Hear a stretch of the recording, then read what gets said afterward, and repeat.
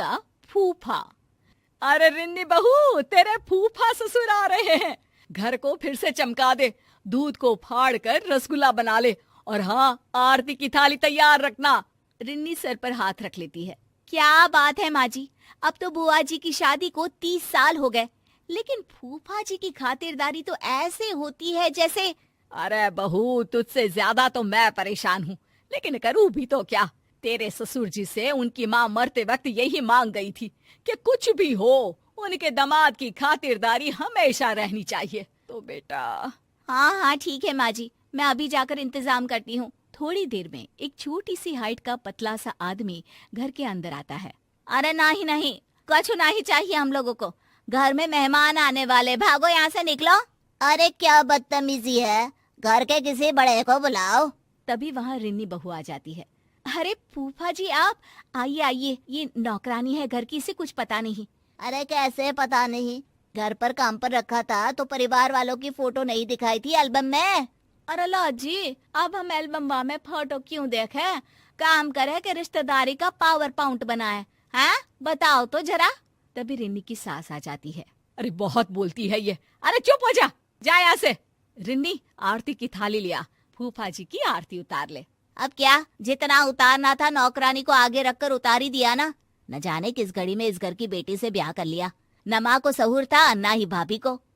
माफ करिए जी, मैं अभी आई। किसी तरह घर के सभी सदस्य मिलकर फूफा जी को समझाते हैं, माफी मांगते हैं, और मिन्नतों के बाद। तो जीजा जी कैसे आना हुआ, बहन बता रही थी कोई खास काम है। वैसे तुम लोगों से क्या खास काम हो सकता है, खास काम तो खास लोगों से होता है, और तुम लोग ठहरे आम इंसान।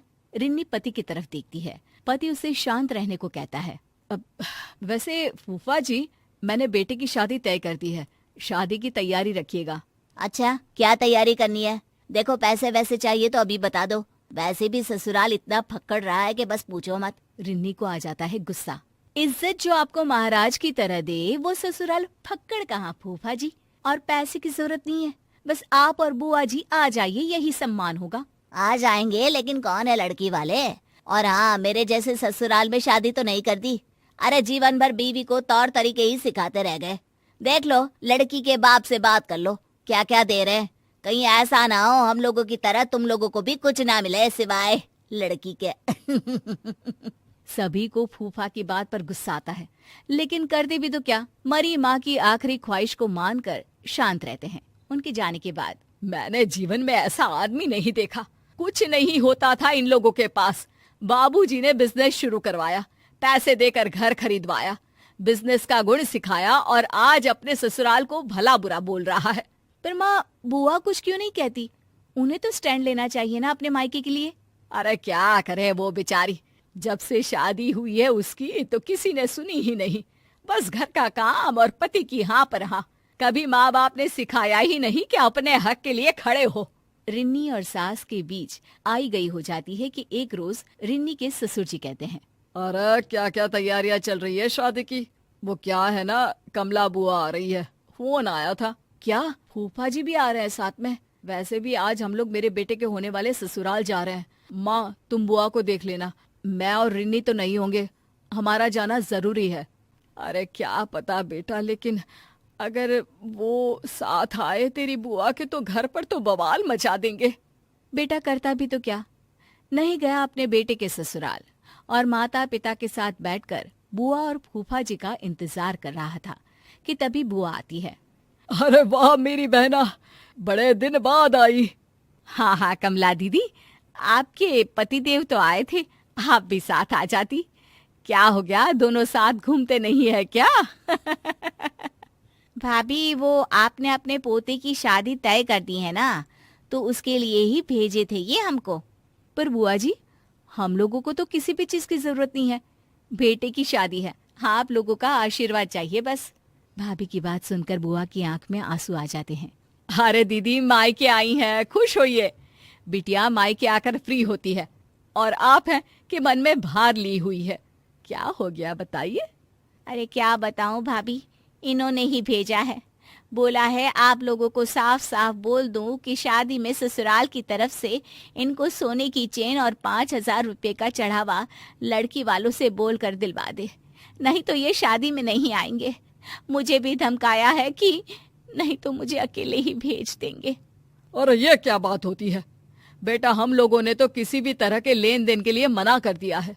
लड़की अच्छी है और उनकी माता पिता इतने सक्षम नहीं है। मैंने कुछ पैसे जमा किए हैं, वही आप लड़की वालों को बोलकर इन्हें दिलवा दीजिए ना।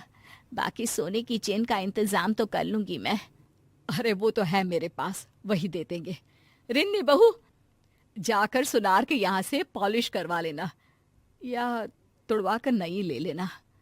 बुआ के चेहरे पर मुस्कान आ जाती है। मैं आज भी आप लोगों पर बोझ बनी हूं ना भाभी।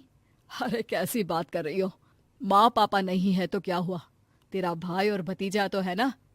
जीजा जी को बोलना सब कुछ मिलेगा, परेशान ना हो बस। शादी वाले दिन लड़की के पिता कहते हैं, ये लीजिए भाई साहब, ये पैसे और सोने की चेन। वैसे आप लोगों की औकात क्या इतना ही देने की है? और क्या क्या दे रहे हैं आप लोग दहेज में? या आपकी शादी भी ऐसे ही हो रही है जैसे मेरी हुई थी, फक्कड़? नहीं नहीं भाई साहब, हम लोगों को बिल्कुल लालची लोग नहीं मिले। बहुत ही समझदार हैं ये लोग, लड़की को ही दहेज मानते हैं। लेन देन के नाम पर भी सिर्फ यही लिया है जो आपके हाथ में है। हम तो खुश नसीब है कि हम लोगों को कोई मांगने वाला नहीं, ससुराल के कंधे पर रहने वाला दामाद नहीं, बल्कि अपने बल पर अपनी बीवी को संभाल लेने वाला दामाद मिला है। ये सुनकर फूफा जी का मुंह उतर जाता है और उसके बाद फिर वो कभी कोई डिमांड नहीं करते।